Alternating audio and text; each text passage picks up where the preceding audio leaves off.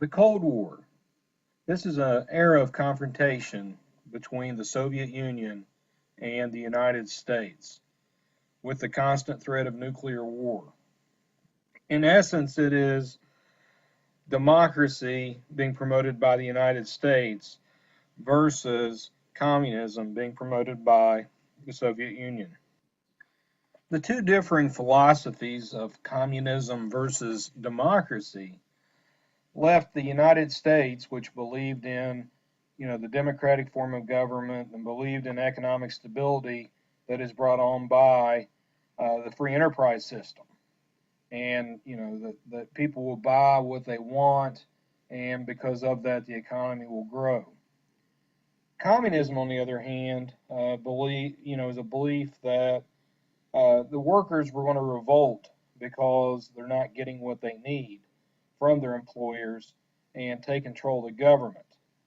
And another part of this is that Russia really wanted a buffer between them and Germany to make sure that they're not invaded again, as they had been by France in the 1800s and then Germany twice in the 20th century.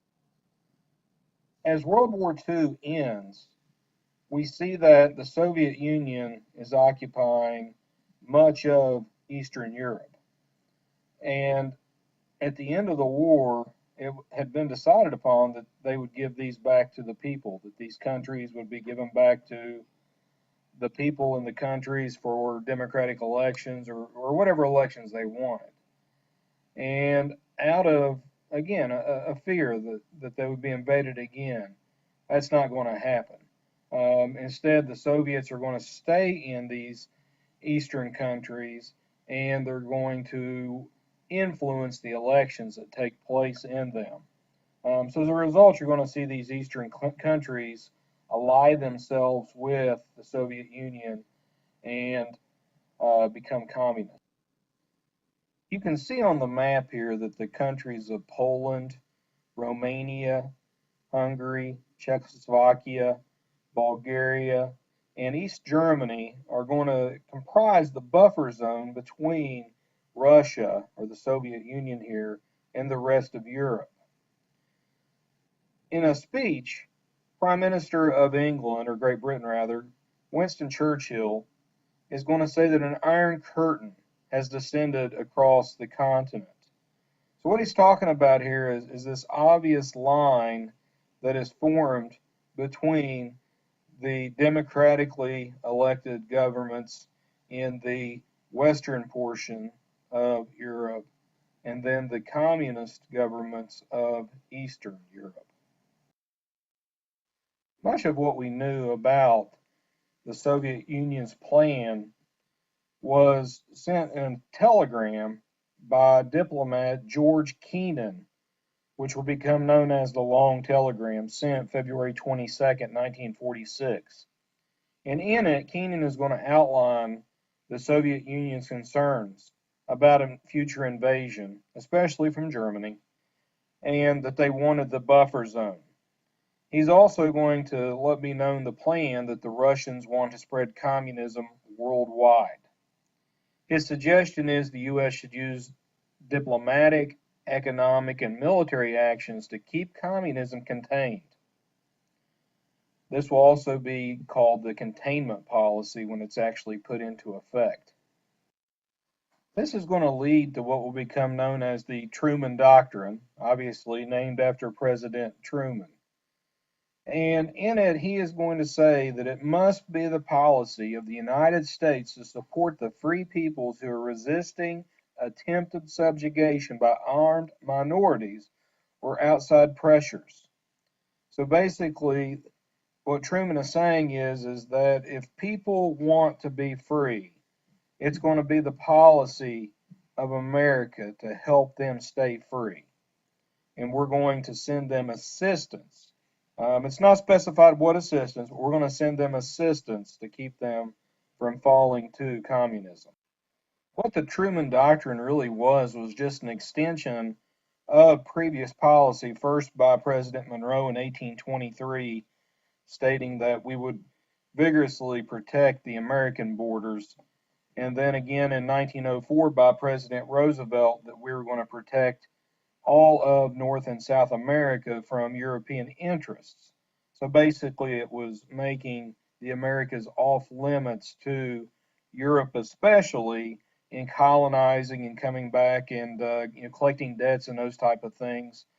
We wanted to keep the militaries of the European countries out of the Americas. Now, one thing is that this Truman Doctrine is going to be the basis for what's going to be known as the domino theory. Okay, and the domino theory was that if one country fell to communism, quickly the countries surrounding it were vulnerable. So you might fear that, if say a Greece falls to communism, that quickly the surrounding countries would fall to communism, and one after another we would lose them. So the Truman Doctrine was aimed at stopping that domino theory from taking place. While America was concerned about Eastern Europe, we were also concerned about Western Europe because the war had been fought there, in some countries as many as 6 years. And the fear is because of the devastation from the war, the bombing, the fighting. People were homeless, they were starving. Remember, before the war, we were in the grips of the Depression.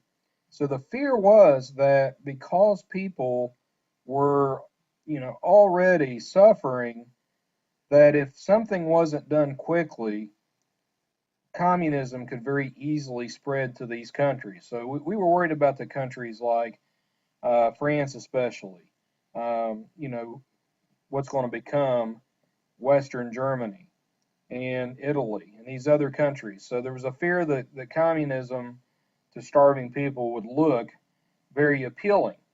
So Secretary of State George Marshall, while he's touring Western Europe and witnessing the suffering, is going to come up with an idea. And the idea is going to actually be called the Marshall Plan.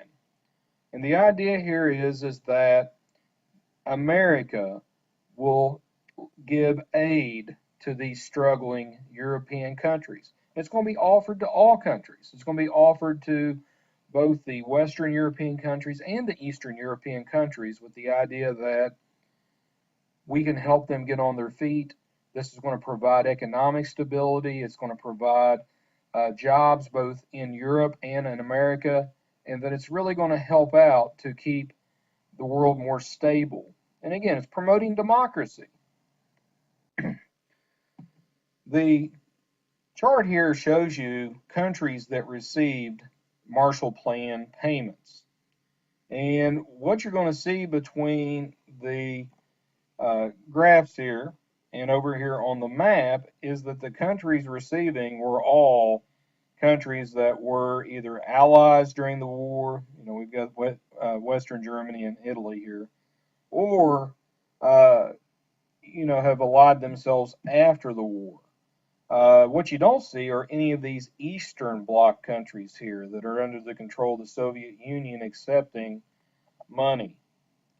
The big reason why they would not accept the money would be that if they accepted American help, then in essence they would be saying that communism doesn't work, that they've got to rely on democratic governments in order to feed their people and take care of their people, and it would be the failure of communism.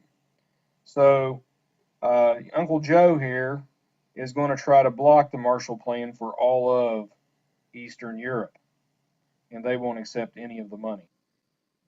While the war was still going on, Roosevelt, Churchill, and Stalin had met in Potsdam and had decided at the end of the war that Germany would be divided into 4 sections, with a British section, a French section, an American section, and Soviet section, to keep Germany from having the possibility of reuniting quickly. And it was easier to control Germany if each area was controlled by a different country. And it sounded like a good plan at the time. The problem with this plan is that the Soviet Union isn't going to want to leave their zone of occupation. And just like the rest of Germany, the capital, Berlin, was also divided into 4 military occupation zones. And as you can see on the map here, with East Germany being in the red, Berlin is actually located deep inside East Germany. So in June of 1948, what's going to happen is that the British, French, and American zones will be joined to form the country of West Germany, whereas the Soviets, who refused to end their occupation, will form East Germany. And as I was stating, with Berlin being deep inside East Germany, there's going to become a problem because what's going to happen is Stalin is going to blockade the roads to Berlin. Now, what Stalin hoped to do was put America in the corner. Okay, he wanted to put the Western countries in a corner because with Berlin cut off from the rest of West Germany and the rest of Europe, he hoped to basically starve the people of Berlin into giving up, and that way the Soviet Union could show that they were stronger and also take the land and get the Americans and other Western Europeans out. So what President Truman decided to do to combat this is first the Berlin airlift. And, you know, as the figure says here, over 5,000 tons of supplies are going to arrive daily.